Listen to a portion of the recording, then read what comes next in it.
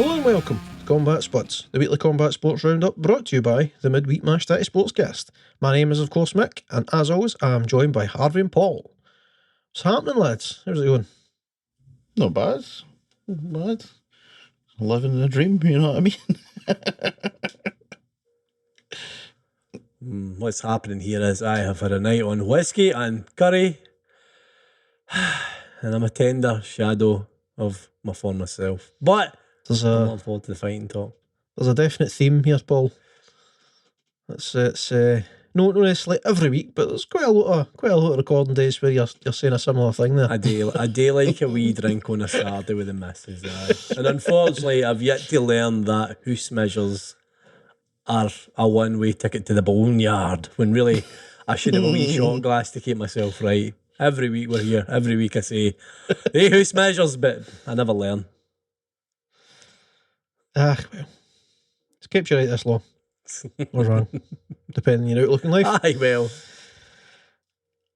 Let's get it on. So we're going to just dive straight in about it this week, and we're going to start off with just a wee news story. On Saturday night, we were supposed to have Global Titans fight series. This was to see the return of Floyd Mayweather in an exhibition bout, as well as Anderson Silva in an exhibition bout as well.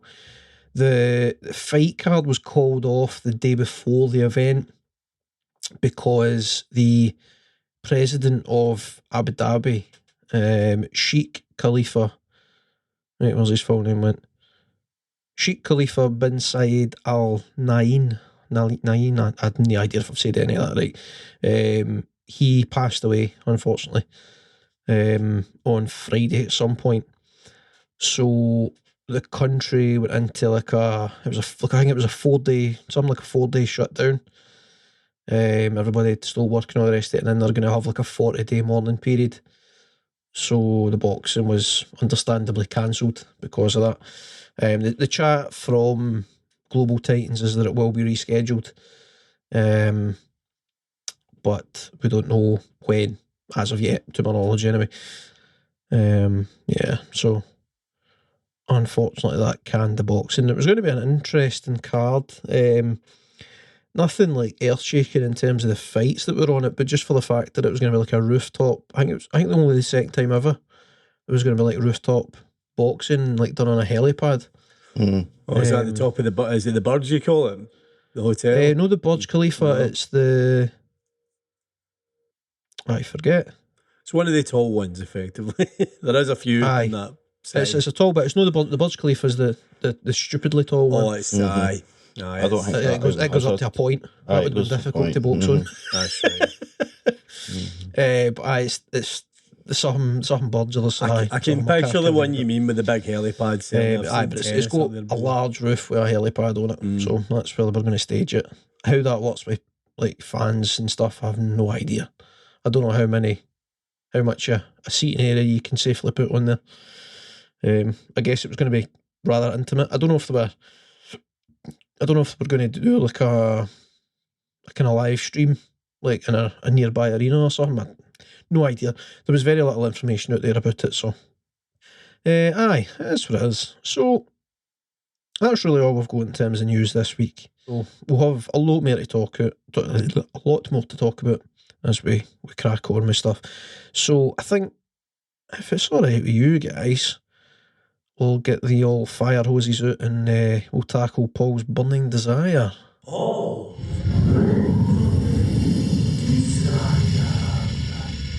Aye. It is indeed burning after I had Vindaloo last night, by the way. That is a burning desire. Wow, that is burning. But my question this week, lads, burning desire-wise on MMA. So obviously, I take it we'll go in to talk about Michael Venom Page very shortly with regards to his fight, which happened on Friday night. I wanted to kind of ask you guys where you saw him fit in a UFC kind of world in the welterweight, how he would do, what would be the match you would like to see him fight in.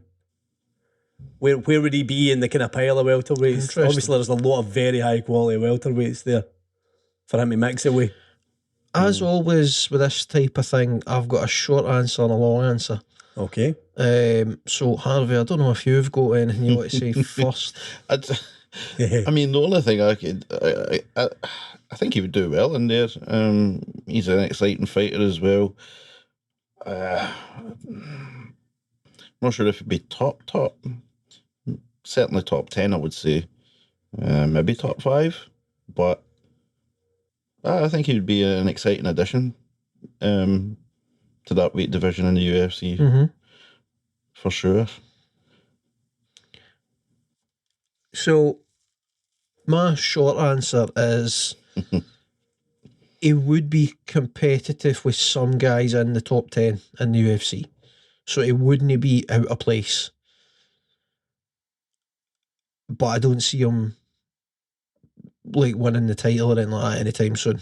The longer answer is basically just to kind of have a wee look at the top 15. So I've got a note of the top 15 welterweights in the UFC currently based on the official UFC rankings. So what I'll do is I'll quickly run through them and I'll basically tell you my thoughts on how MVP would match up with them, and then that maybe will paint a clearer picture. Go for it, mate. How he would potentially do in that division. So at 15 currently it is Shavkat Rakhmonov. I think he would throw MVP about like an empty tracksuit. Right. It purely comes down to styles. The fella has got phenomenal grappling. He's tough as nails. I think he would be able to get through the striking arsenal MVP, survive it long enough and move forward enough that he would get hold of him. And once he got hold of him, he would get him down 100%. He would control him. 14, Santiago Ponzinibbio. I think that's potentially a hell of a fight. What a fight that would be. And I actually think that MVP would stand a good chance of coming out on top of that. I think that Ponzinibbio is pretty much incapable of fighting to a game plan. He's always in scraps. And I think MVP is the cleaner, more precise striker, and he probably finishes Ponzinibbio in that. It might go the distance. I think it would depend if it was a 3 or a 5 rounder. If it's 3 rounder, there's more chance of it going the distance. But I would fancy MVP in that one. 13, it's Jin Liang. Jin Liang's a more rounded fighter than MVP in my opinion. His striking's not as good as MVP, but he does have hella knockout power. It would be really interesting to see how that played out. I think I would lean towards MVP, but you cannot discount Jin Liang's power. If he lands a straight right or straight left, MVP could be in trouble in that one. Number 12 is Jeff Neal. Again, really good all-rounder. I think MVP gets past him. But again, Jeff Neal, he has the power to knock him out. And I would probably put his grappling above MVP's. So it certainly wouldn't be an easy fight. But I think MVP could get past Jeff Neal. Number 11 is Michael Chiesa. I think MVP is comfortably a better striker than Chiesa, although I think Michael Chiesa's striking is underrated. But Michael Chiesa's ground game is far superior to MVP. So the question in that fight is whether or not Chiesa can get a hold of MVP and get him down. I actually think MVP probably catches Chiesa with something while Chiesa's trying to get the grappling going. So it would be close in terms of odds, but I would slightly favour MVP. But as I say, if Chiesa gets a hold of him, it's his fight. Easy. Number 10 is Neil Magny. Similar to the likes of Jeff Neal. The thing with Neil Magny, though, is he's very long. So MVP is obviously a very long fighter. He's tall and lanky, long limbs. So it would be an relatively even matchup in terms of height and reach and stuff with Neil Magny. I think MVP's got the faster, crisper, better striking, but Neil Magny is a wily veteran in terms of his striking. He's not known for power though. He's more a what's the word? A guy that kind of wears you down with volume. He's a volume striker. But he is a good grappler. Not known for wrestling strictly, but a good grappler nonetheless. I think that one probably goes the distance.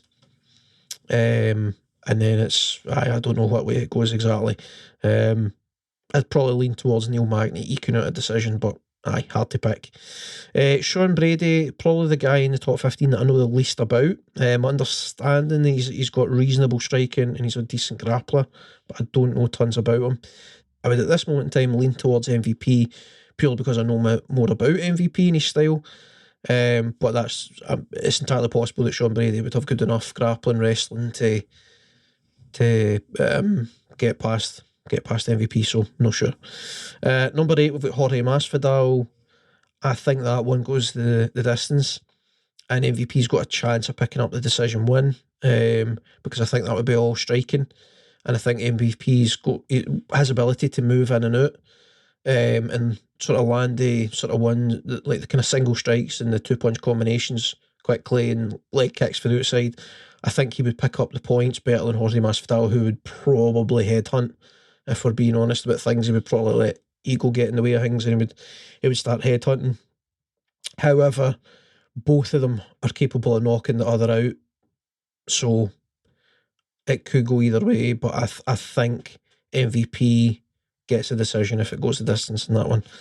Number 7 for me is the most interesting fight out of this list. Number 7 is Stephen Wonderboy Thompson. Oh, yes. So both of these guys have MVP, and Stephen Thompson both have points karate backgrounds. They have that light on the toes, in and out striking style. Stephen Wonderboy Thompson, I believe, was undefeated as a kickboxer, fighting under the American kickboxing rule set, where it's sort of heavily favours that kind of points karate type style. He was and is a fantastic kickboxer. I think that one has the potential to be massively interesting.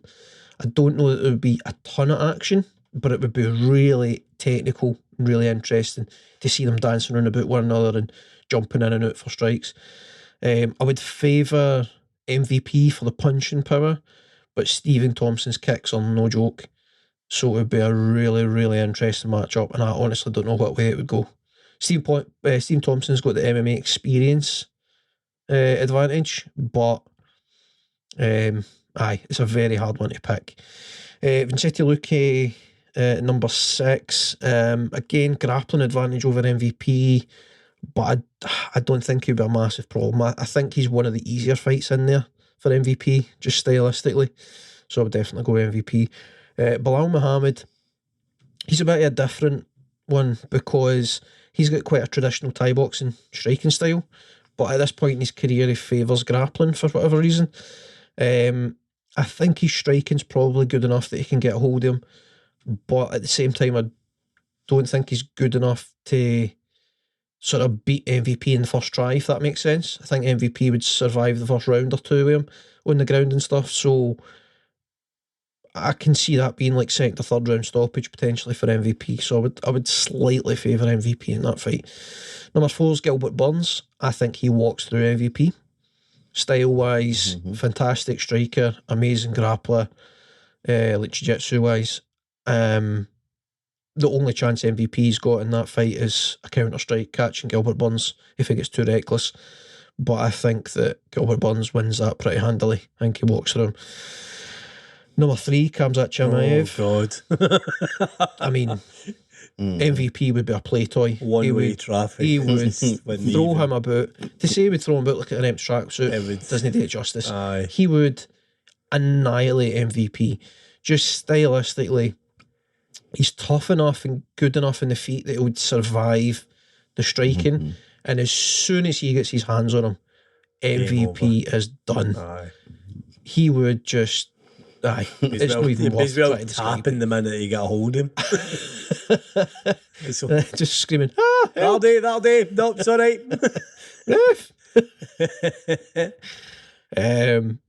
Number 2, Leon Edwards. That one I think would be quite interesting to see.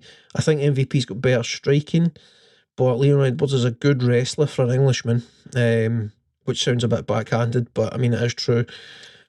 Reasonable grappling, but he's no massively known for a finisher at this point. He has got finishes on his record, but generally speaking, he's going for decisions. I think that one has the potential to be a bit of a stalemate. I think Leon Edwards would play it too safe, and MVP is very much a counter striker. So, although he tends to be an aggressive counter striker, he tries to kind of goad you into throwing stuff and make mistakes. He is more likely to kind of go second or at least get you to move in some fashion before he flings something. So, I think that one's potentially pretty boring, and God knows what way it goes once it gets to the judges. Currently not ranked number 1 is Colby Covington. Again, I think he destroys MVP. His wrestling is just too good. Just wrestle fucks. He's tough enough and smart enough, experienced enough to avoid the big strikes on the feet. And once it gets a hold of him, MVP's got nothing for him. So, as much as I would rather MVP win that fight, because I ain't a fan of Colby Covington in the slightest, I think he gets the job done there quite comfortably. And then champ, of course, is Kamaru Usman. That one actually interests me because Usman, although he can follow a game plan, he heavily favours striking now. He fancies himself a striker. If he's got the sense to lean on his grappling, then he demolishes MVP. But if he gets overconfident in his striking, it does have the potential to leave himself open purely because of the speed and unpredictability of MVP. It would be stupid to bet against Usman at this point.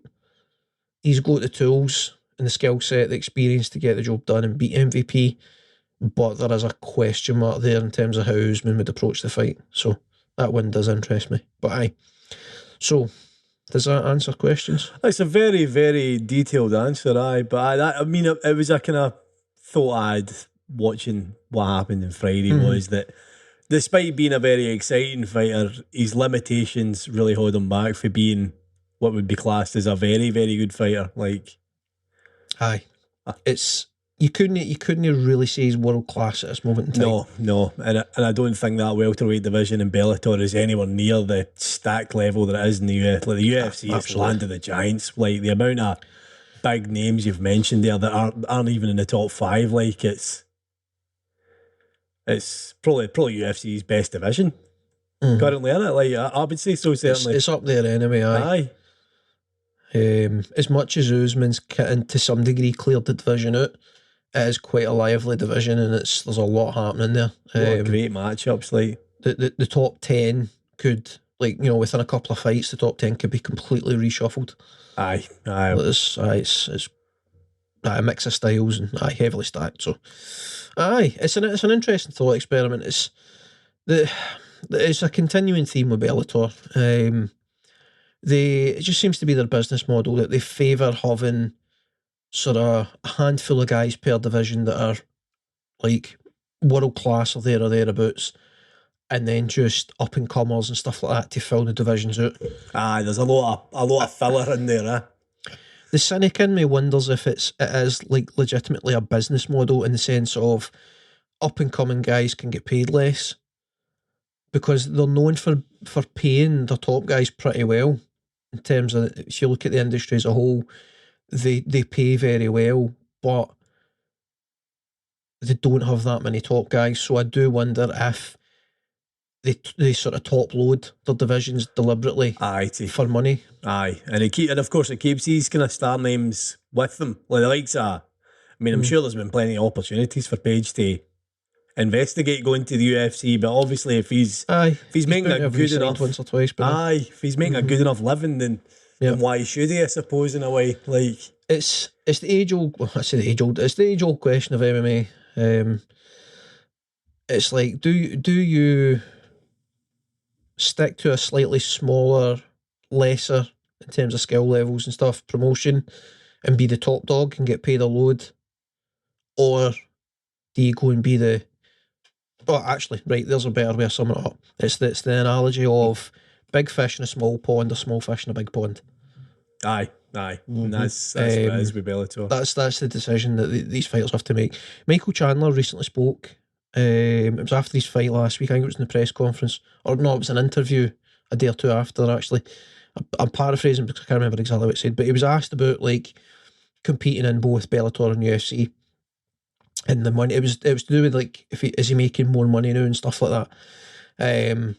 But as part of that, what he said was that there are one or two top guys in each division in Bellator, but like on the whole, the real competition's in the UFC.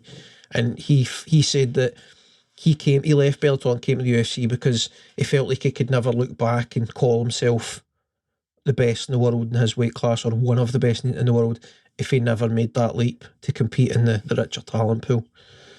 It was an interesting conversation that he had.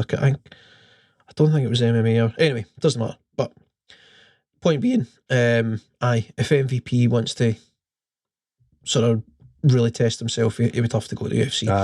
And I do think that with the right booking, with the right matchups, he could crawl up towards a title shot. But as I described through that top 15, there's enough people there that would handily beat him, that he would need to lock out in terms of how the matchups went to climb his way up the ladder. So, as always, thank you for the question, Paul. Not a problem, mate. Thank you for the answer. Another interesting conversation. Right, recapping time. So, as Paul alluded to, on Friday night we had Bellator 281. This took place in the Wembley Arena in London. And the main event was indeed Michael Venom Page versus Logan Starley. Have both of you seen bits and bobs of this? I have indeed watched. Just that fight. Just the main event for you, Harvey? Just the main event now. Right. So, I mean, the Cliff Notes, relatively fun event, pretty decent card, top loaded as usual for Bellator. Paul Daly fight was good, really good finish, good knockout for Paul Daly in his retirement fight. So he'd said before the fight that this was going to be his last one.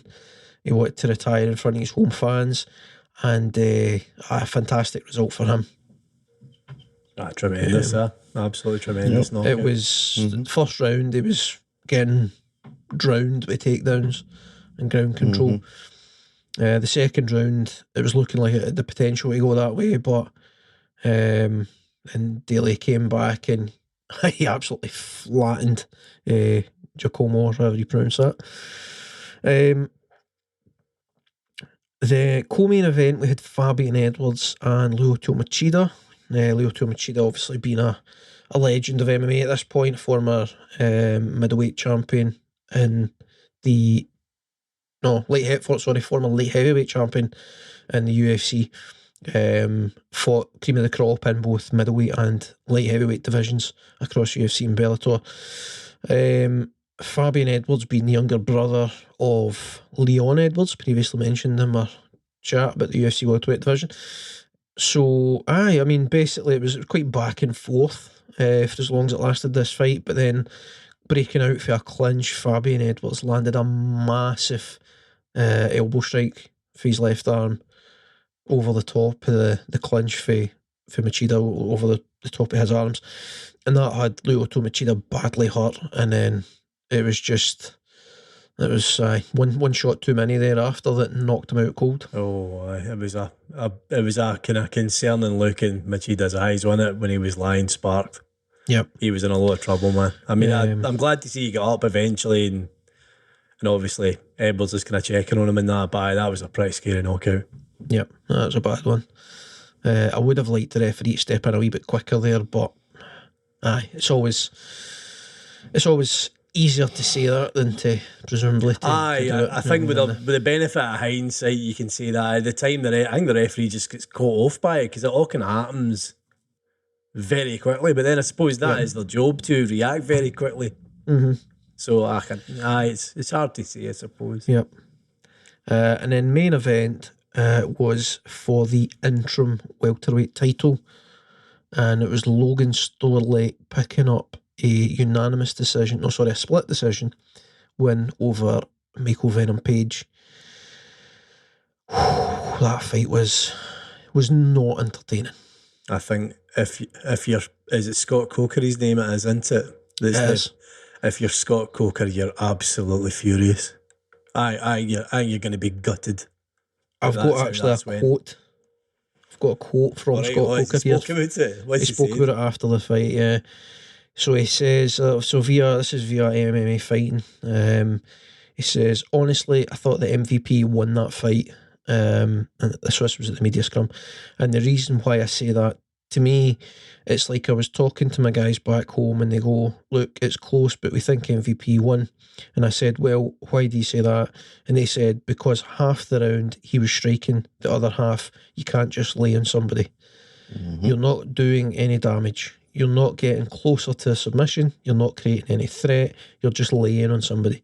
And to me, that's not MMA. So when he's talking about laying on somebody, obviously that was Starley. Starley was taking MVP down and then just holding position, just laying on top of him.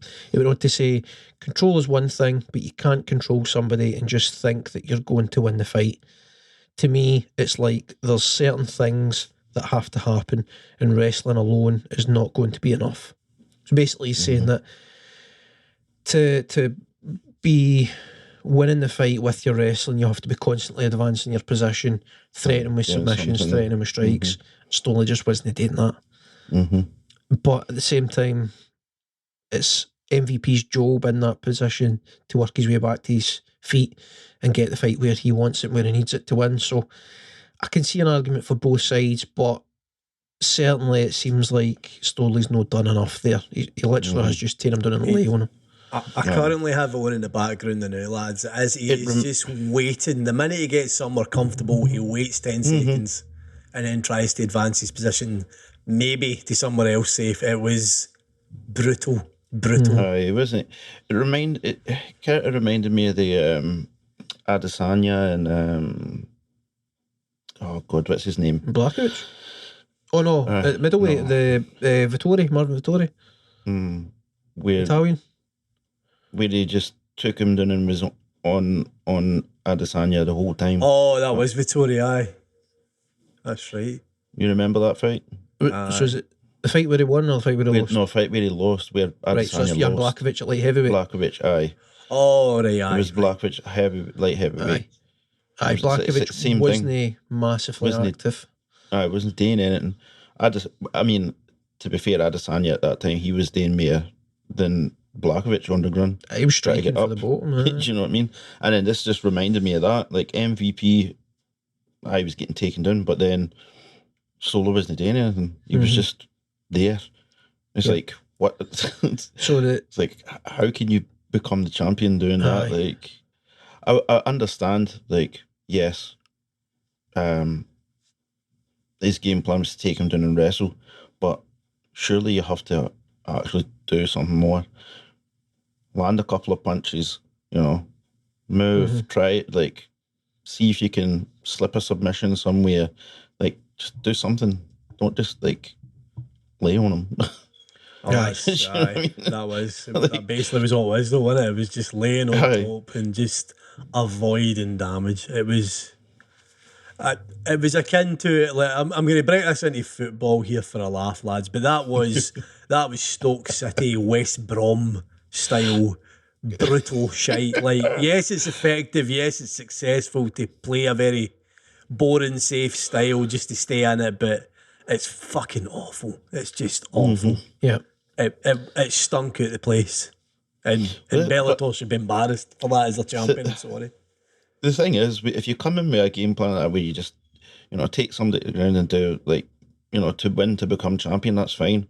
But, like, it can still be entertaining and actually do something.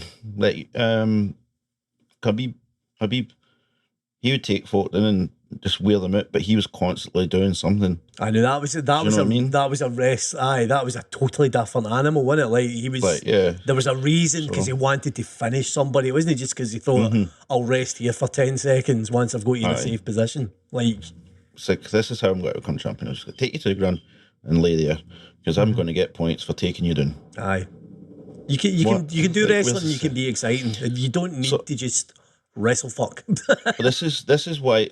I mean, sorry to skew it off. Like, this is why I like ONE FC. ONE FC, they have, like, when the referee sees there's no action going on, like in that fight, he would have told them, need to see more action, and if you don't see more action, he would stand them up. And then if he says it a couple more times, or he or she, as referee, when they say, if they give multiple warnings, they can then give them both of them a yellow card. For what's the actual anyway. for not for being inactive. That's they the get word. awarded Sorry. for being inactive. Yeah, Aye. got it, yeah. Yeah. They lose a percentage of their possibly. Aye. So like they make sure that the fight Aye. is actually It's entertaining. an old pride trope that. Mm-hmm. Aye, it's the old question of significant strike versus a takedown. Like, is a takedown by itself significant? Does a solid right hand that puts you in your arse, is that the same as a takedown? In my opinion, no. One's a knockdown, one's a significant moment of the fight. The other's just a grappling exchange. I don't think a takedown's significant unless you're keeping the person down and advancing position. It can become significant.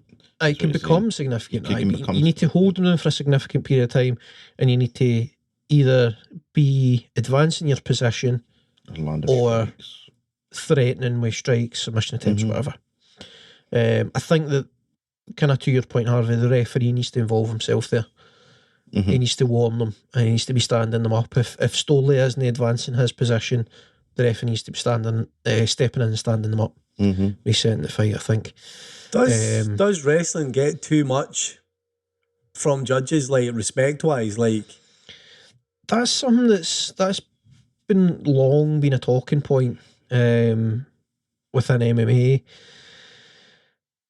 It's something that was supposedly addressed when they came out with the revised rules a couple of years back for the unified MMA rules.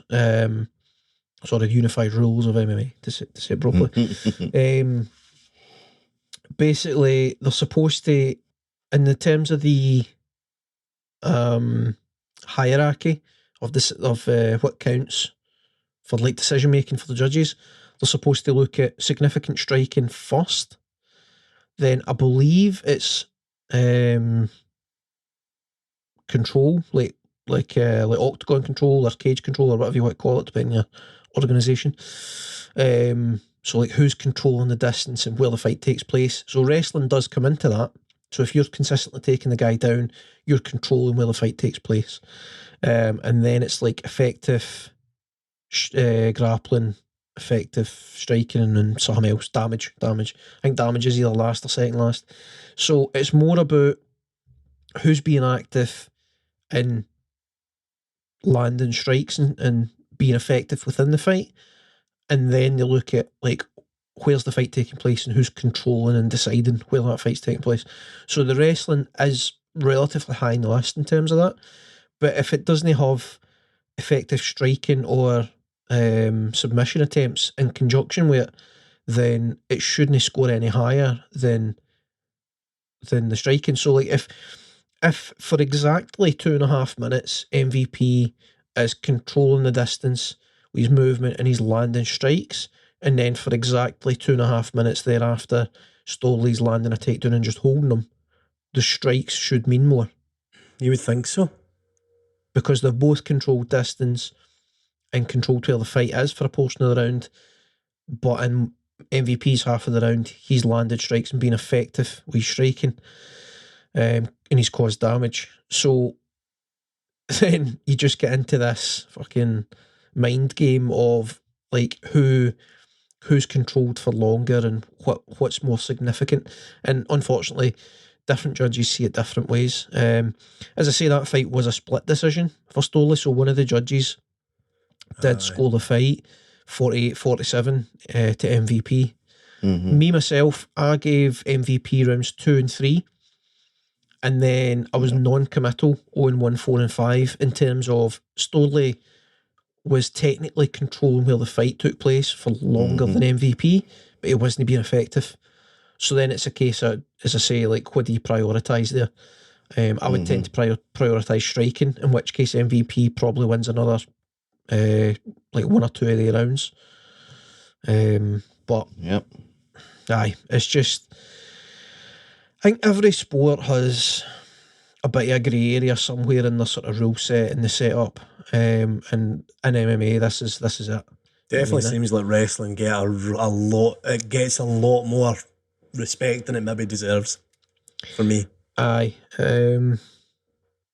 It's the, like, it kind of harks back to the early days of MMA, where if you were a guy that came from amateur wrestling and you were able to take your opponent down and be on top of them, then it looks like you're controlling the fight and you're winning the fight. But like, that's only if you're uneducated in terms of like jiu-jitsu and people's ability to strike for the ground and stuff like that. Once you understand the sport fully and everything that goes into it, it's a wee bit easier to view things from different angles and understand what's actually happening. Like, there was a time where if somebody was pulling guard and going for submissions, the whole time the fight's on the ground, the guy on top would be thought of as winning, even though the guy on the bottom's the one that's taking the fight to the ground, and the other one that's being active and aggressive. So it's just it's something that's, I mean, the sport's still evolving. It's not even 30 years old yet, so hopefully there'll be a day where there's enough educated judges and the rules are clear enough that this sort of thing will no happen. But until then, like, if you're no a wrestler, if you're looking to win the fight via striking or submissions, you have to get your defences good enough that you don't end up in a position like MVP was here. Aye. It's just, it is unfortunate. Aye, it's a shame. So, I think that's enough on Bellator. Last night for us, Saturday night, May 14th, we had UFC Vegas 54, and there's a few talking points on here as well. Overall, it was a really good card. It was a really good fight night. There was finishes from the jump. First fight of the night was Andre Petroski picking up a submission win over Nick Maximoff. Nick Maximoff is he's a Stockton, California native. That's the words I'm looking for. He's a training partner of the Diaz brothers. We had further up the undercard, we had Michael Johnson picking up a big knockout win over Alan Patrick. That was a fun fight, man. It was kind of 2.5 rounds-ish, relatively back and forth. Michael Johnson looked really good, and the finish was dynamite. Now, actually, let's circle back to it, right? So the final fight in the undercard was Vivian Araújo, something like that, picking up a win over Andrea Lee. The fight itself wasn't too bad, kind of back and forth. First round anyway, back and forth, and the second and third round was fairly well controlled by Araújo, or however you say her name. We'll just call her Vivian, that's easier. But there was something, big talking point came out of that, so we'll circle back to that in a minute. Alan Nascimento versus Jake Hadley opened the main card. That was a fun fight, 3-rounder, unanimous decision for Nascimento. Then, first finish of the main card, Manuel Torres making his UFC debut, looked very, very good against Frank the Crank Camacho. His striking looked very, very slick. He landed a lovely combination to get the TKO win. Aye. What did you think about that finish, Mick? Dynamite, man. Really good. I was really impressed. Frank Camacho was done? I mean, I think the fight could have been let go a wee bit longer to see if Frank could have survived that. He was still somewhat alert. He was looking up at Torres. When he was basically, Torres dropped him. Aye. And he made a step forward, but he didn't like dive on him or anything. And then the referee stepped in and stopped it.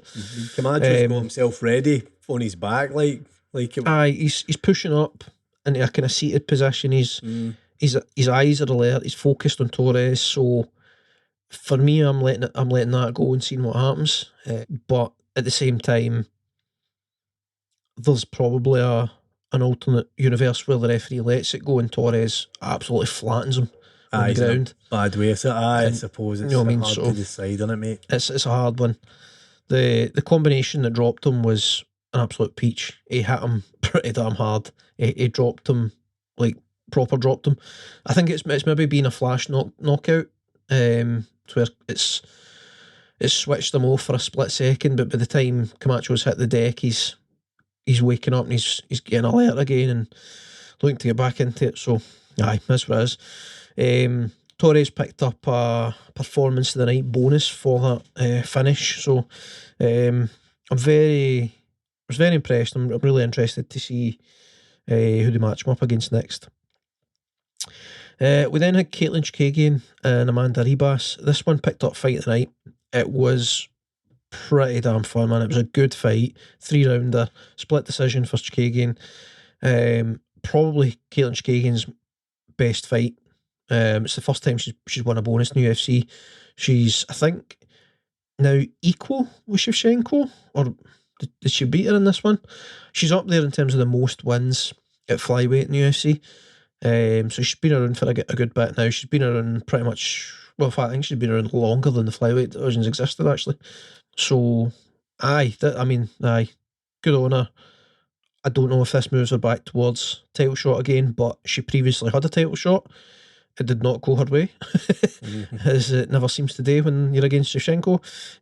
While Shevchenko's still the champ, I don't favour her getting her, like, doing well in a rematch. So, I don't know where she goes for here, but it's good to see her having a really good fight and getting some bonus money.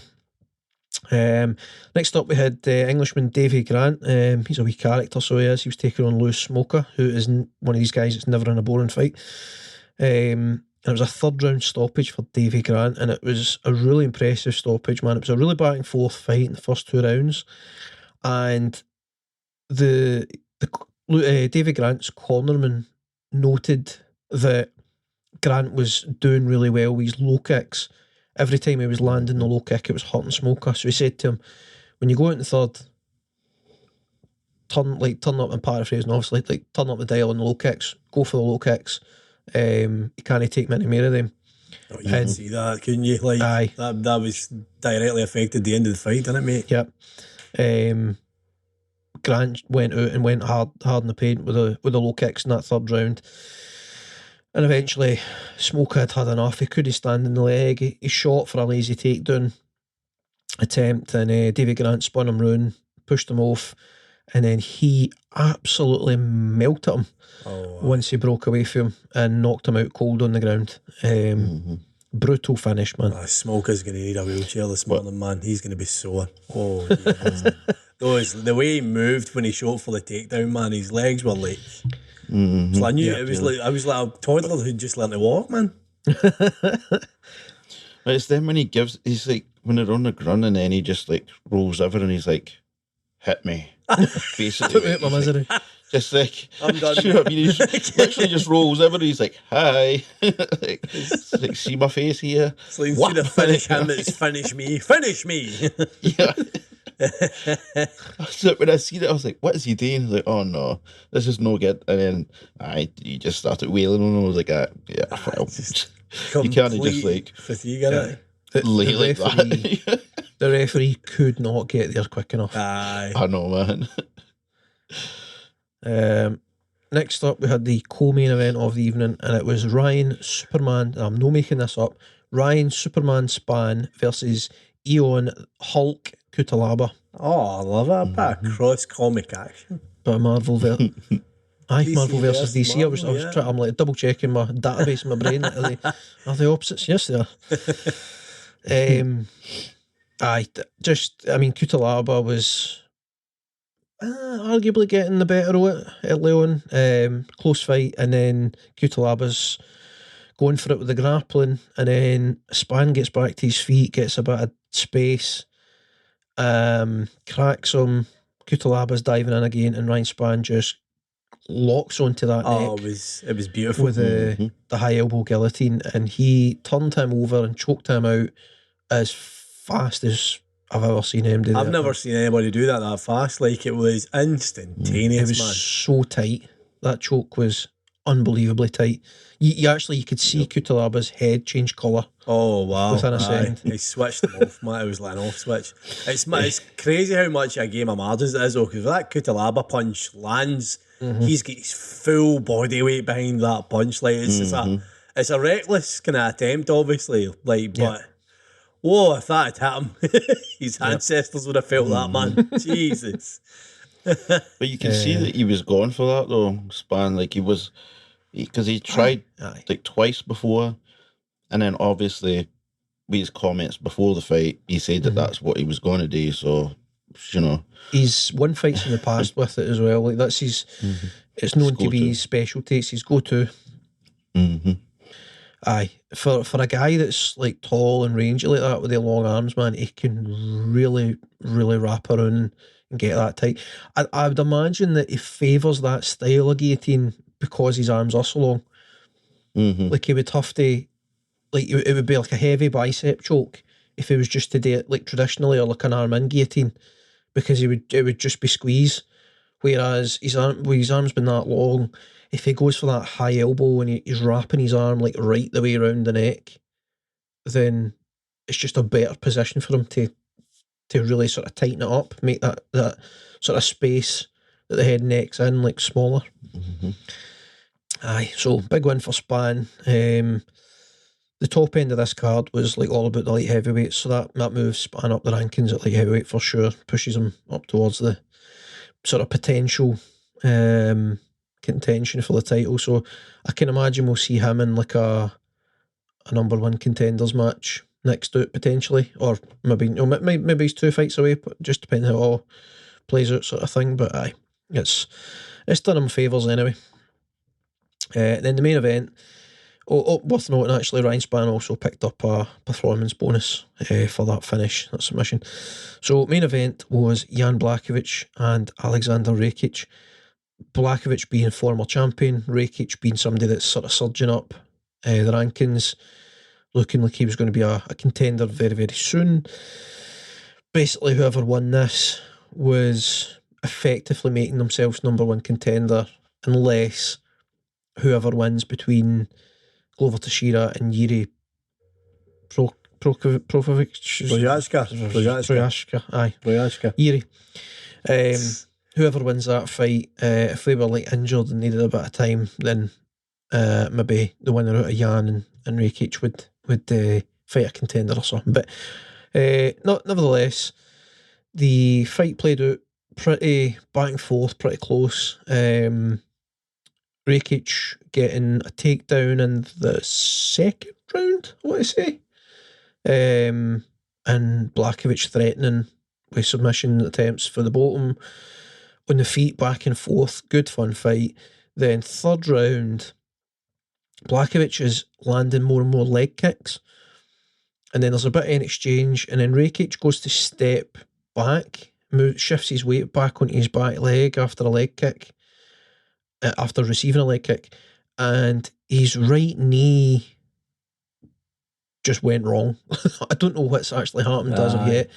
Looks like potentially a ligament popped.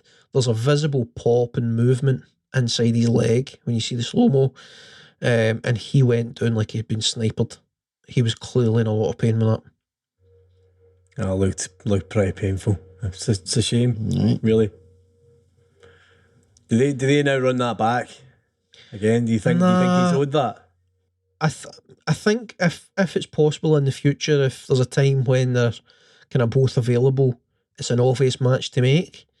But I think that Blachowicz moves on as if that's just like a win. Well, I mean, technically as a win, but you know, he moves on as if he had got a stoppage. And I think the fight to make is the rematch between Blachowicz and Glover Teixeira, assuming Glover Teixeira can survive Yuri. That's a big if there, because Yuri is a beast. So I actually kind of think Yuri's got to win that fight, if I'm being honest. But nevertheless, I think that's the fight to make. Potentially the winner, if they make they're looking at doing Anthony Smith and the other fella, Magomed Ankalaev. So most likely Anthony Smith and Magomed Ankalaev are up next. I think it's possible that we'll see Jan Blachowicz in the winner of that fight, and then that gives us our number one contender. Right. But we've got Glover Teixeira and Yuri coming up pretty soon, so we'll have a better idea of what's what once we see that fight. Oh, once that plays out, Aye, no, I think that's. Oh, wait, right. So, here's the talking point I was to circle back to. So, after the second round of the fight between Vivian Araujo and Andrea Lee sat down on her stool and she made a comment to her cornerman that she'd been poked in the eye by Vivian's thumb. I can't remember the exact words, but it was something like she put her thumb in my eye or something like that. Her cornerman, Tony Kelly, who I believe might be her boyfriend or whatever, but nevertheless, that doesn't matter. So he's also a fighter. He's a UFC bantamweight. He then says, and I quote, he said something like, doesn't matter, whatever else, right? And then I quote, says, that's what they're going to do. They're dirty fucking Brazilians. They're going to fucking cheat like that. Guess what? We came to fuck somebody up. Now, understandably, he's got a bit of backlash for saying that because that's a tad racist. Aye, oh dear, that is not appropriate, man. It's not cool, is it? Nah, that's not on, man. Aye. So, he's not really made things any better for himself. He has since put a wee sort of response on Twitter because everybody's been basically telling into him, as you would imagine. And his response to this reads as follows. Cancel culture is real. What I said was real and in the heat of battle, and in no way had any type of racist connotations meant. But if that's the way you take it, and then he's done like the anagram for I don't give a fuck. And he says, so many people are quick to say racist. That shit's getting so old. My reference was to a dirty eye poke. That's a bit tone deaf in my opinion. You can't just label all Brazilians dirty because a Brazilian lassie poked your missus in the eye. Aye. I think he's missing the point. Aye. Or I saw him. I don't know. You can't defend what he said. It's a weird anyway. Colby Covington-esque take. It really is. Aye. I was disappointed actually that the commentators didn't say anything.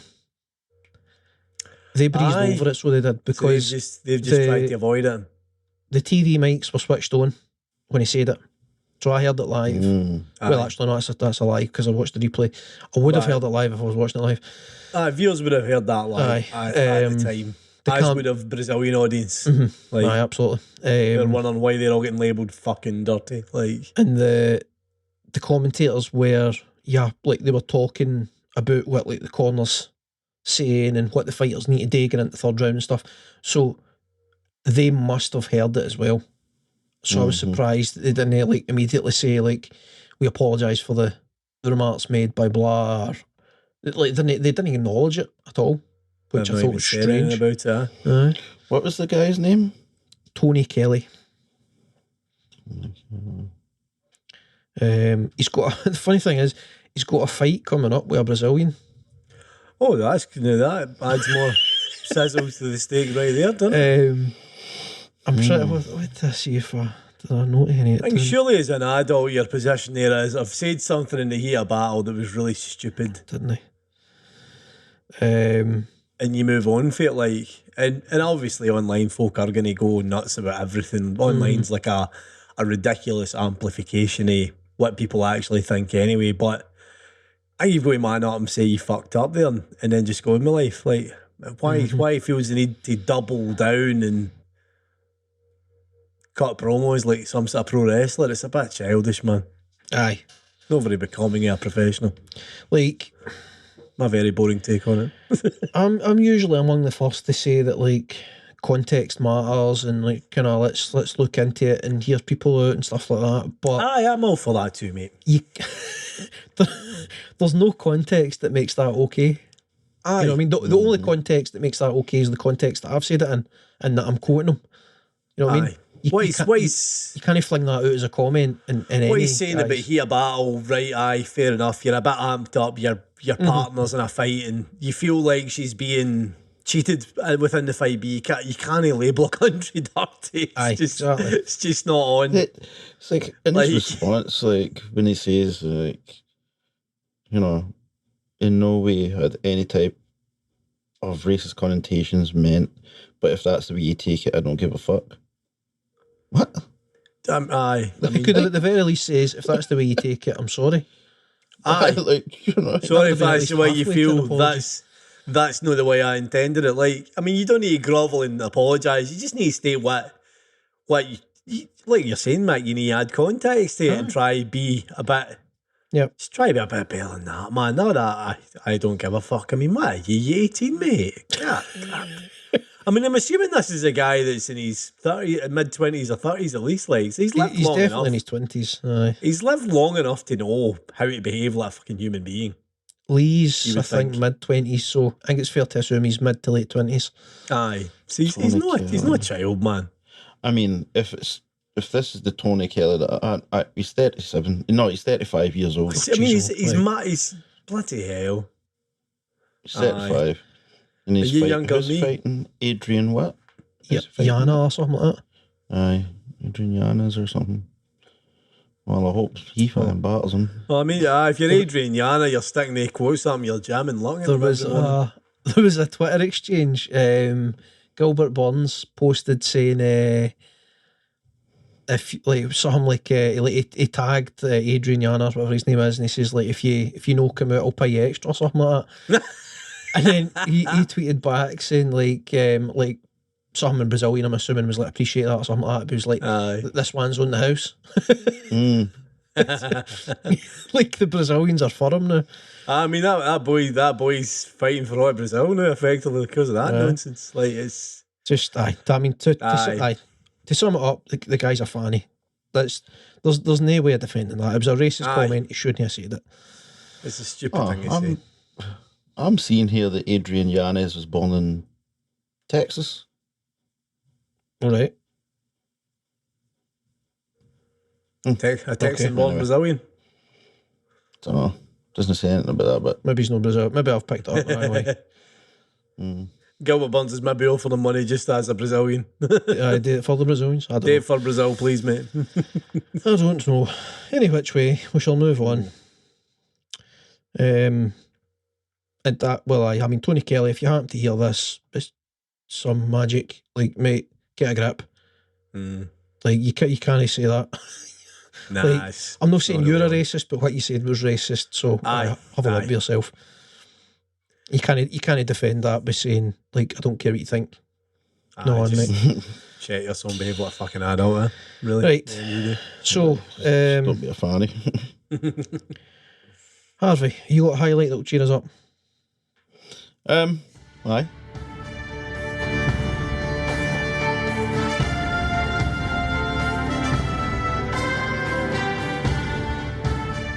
Just some boxing that was on yesterday, actually. You're not finding any highlights because, anyway, Hannah Rankin, Scottish boxer. Aye. Aye. She retained her WBA and IBO super welterweight titles. Was it Hydro, wasn't it? Right, Hydro. Yep. In front of 4,500 fans. Cool. It's not bad. Outstanding. Her opponent, though, unfortunately had to go to the hospital after. She had to get surgery. I don't actually know exactly what happened. Right. Alejandra Ayala. Okay. So I don't know, but apparently she's okay. Right. She is okay. I mean, my first reaction is like, I'm happy for Rankin, but that's not really cheered me up. It's a bit wrong, so I have to go and get surgery.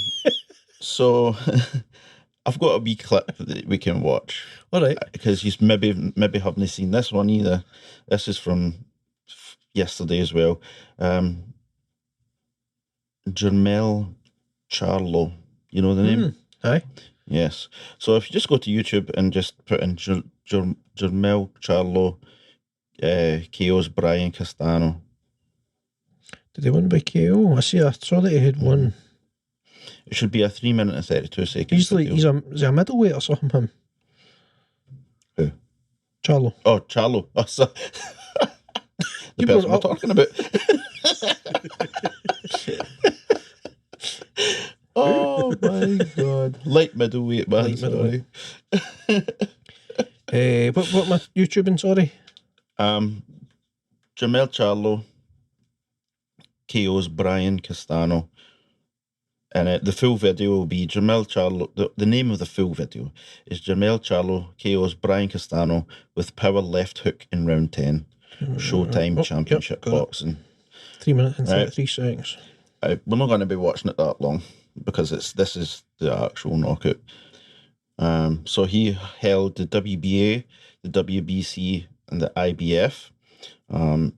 He also had the ring title as well, but that's insignificant. So It's not insignificant. Castano, it's a Shove fake the belt. ring. Fake belt. Fake belt. It's your fake belt, fake news, fake belt.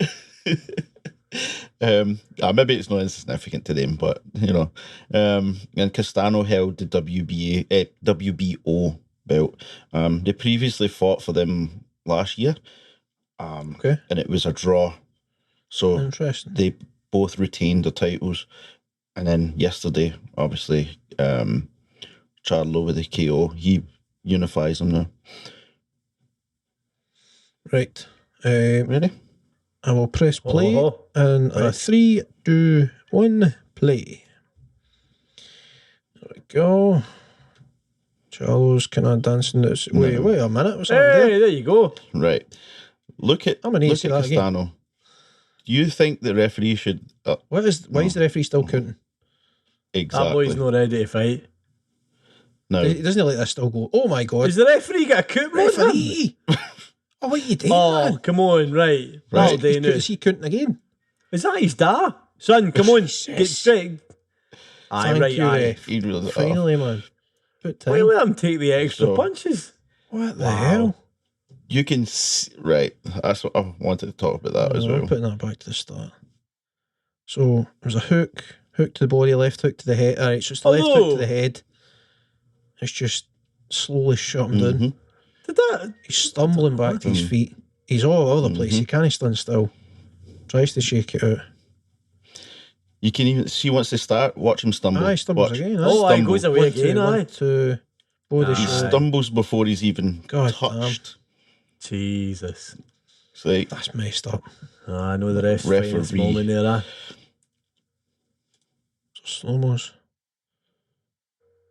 Although when he hits him with the left, I suppose it does look worse when you see it from above, doesn't it? Like, see when you saw them side on. So it's right The out left to the didn't body. look. I like it. Oh, he clips him a beauty, doesn't he, man? It's just a delayed reaction to that left hook. Like, see when you saw that straight up there, it didn't look that bad a punch until you see it above and you see exactly where he's caught him. Like, gives you like a closer look at how accurately he's hit him. So throws an uppercut, rolls under, So that's takes a it. shot, right hook to Body, the body. Big left hook.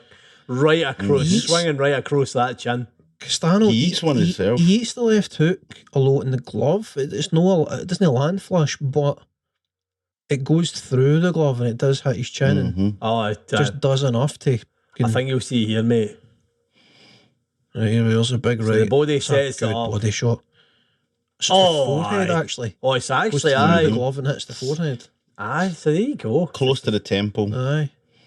Dinged him, man, a cracker. These shots are incredible, by the way. Well in. Well in for these shots, Charlo. Wow, man. And he will be tired as well. This is the 10th round, so Right, okay. they've been going for a bit. I cannot believe the referee let that go. Aye. The referee Oh, definitely, aye. definitely have a word to himself. Like, you can see it, like, look at this. He stumbles straight away. Aye. Like, Game's a bogey there, man. it's eh? like, That's not one, man. Do we know the referee's name? I have no idea who the referee is. Can I say I recognise him? Brian It's the big Castano shot. Senior. Oh my It's Brian God. Castano Senior. It's his dad. Frank Castano. See that final straight left hand, man. Aye, man, he cracks Oh, him. Castano did not need to take that. Aye. He's like, son, come on, have money on you, get up. Fuck. That right hand just misses and then his guard is wide open. And I was like, Oh, straight in the pop. middle. Aye. Jesus. Oh, and the body, and the wide down, man. Aye, it's just the body shot for Dang, to add man. injury to insult, man. Aye, Sorry, insult to injury. that's the one. Sweet G's. God. Aye, he did not need to endure Do you know that. what that needed, man? That needed a referee's a wanker chant. After the incident, no before it, America. As Mix and Mash showed us long ago. Remember that? Referee's a wanker. Game's not even kicked off yet. Ref's like, for God's sake, what? I'm parking my car. Oh, Christ, right. I'm not necessarily cheered up any, Harvey, but thanks for letting us see that anyway. I know. Some knockout, man. Right, very quickly Cheery before part was he's unified the belts. That's it. Aye. That's of Fair note. play the guy.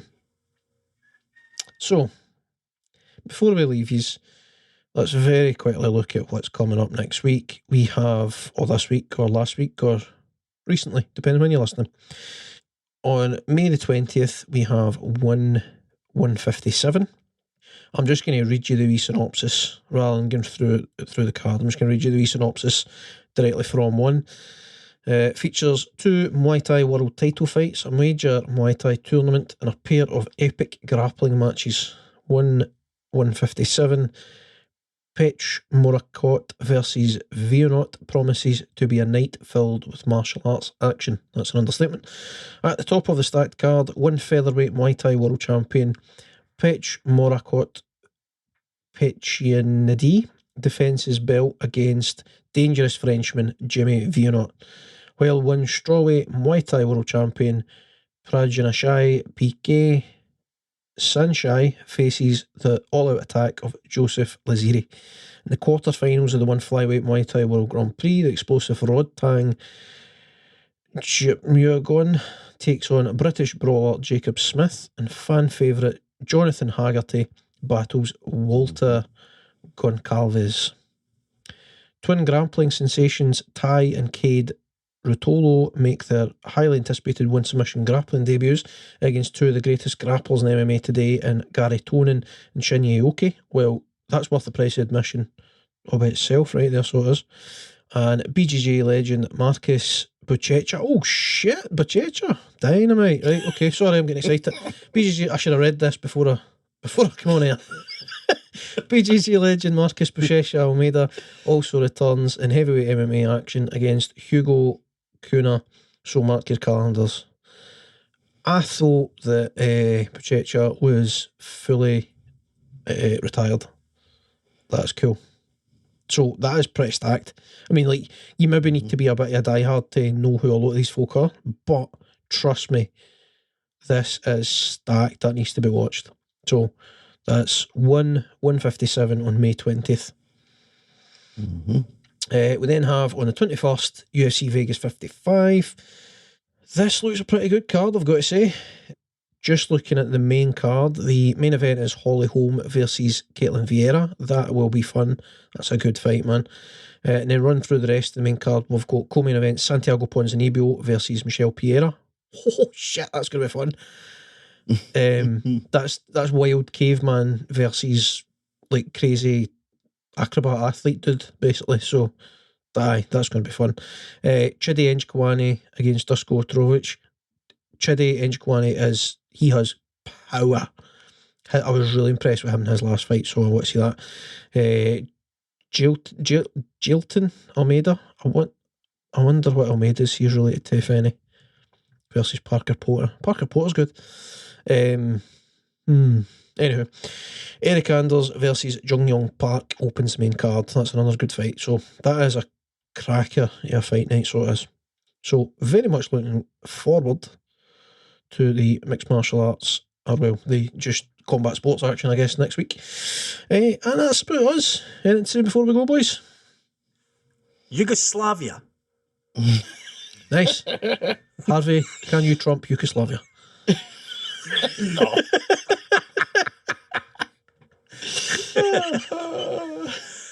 I'm here all week, guys. I will see you at Yugoslavia and raise you a supercalifragilisticexpialidocious. Yes. Oh, Christ, right. If you have been, thank you very much for watching. As always, please remember to continue to share the podcast. Tell your friends, tell your family members all about it and how they should listen. And we will talking about your lugs again next week, I guess. I've been Mick, you've been Harvey, Paul. Bye, driver. Bye. And what's me away?